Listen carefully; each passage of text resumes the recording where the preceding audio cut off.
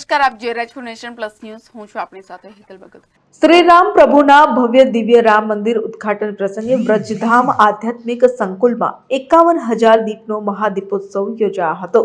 મર્યાદા પુરુષોત્તમ શ્રી રામ પ્રભુ 500 વર્ષના સંઘર્ષ બાદ નવનિર્મિત ભવ્ય દિવ્ય શ્રી રામ મંદિરમાં બિરાજમાન થઈ રહ્યું છે. એવા સમયે સનાતન ધર્મના આ મહાઉત્સવને વધાવવા પુષ્ટિ માર્ગીય વૈષ્ણવ સંપ્રદાયના શ્રી વલ્લભ કુલભૂષણ વૈષ્ણવાચાર્ય પૂજ્ય શ્રી વ્રજરાજ કુમારજી મહોદય શ્રીની મંગલ પ્રેરણાથી VYO તથા વ્રજધામ આધ્યાત્મિક સંકુલના સંયુક્ત ઉપક્રમે વ્રજધામ સંકુલ ખાતે 51,000 દીપનો મહાદીપોત્સવ સંપન્ન થયો હતો. સમગ્ર સંકુલમાં 51,000 દીવાની સજાવટ કરવામાં આવી હતી. શ્રી રામ સાથે સનાતન ધર્મના મૌલિક ચિહ્નો સહિત સુંદર દીપની સજાવટથી ભાવિકજનો અભિભૂત થયા હતા. વૈષ્ણવાચાર્ય પૂજ્ય શ્રી વ્રજરાજ કુમારજી સાથે સૌ અગ્રણીઓએ મંચ પર દીપમાળામાં દીપ પ્રગટાવ્યા હતા. ત્યારબાદ મશાલ પ્રગટાવીને અયોધ્યા ખાતે આજે સંપન્ન થનાર શ્રી રામ પ્રભુના ભવ્ય દિવ્ય પ્રાણ પ્રતિષ્ઠા અવસરને વધાવ્યો હતો. આ સમયે સમગ્ર સંકુલ જય શ્રી રામના અને શ્રી રામચંદ્ર ભગવાનની જયના જયકારાથી ગુંજી ઉઠ્યું હતું.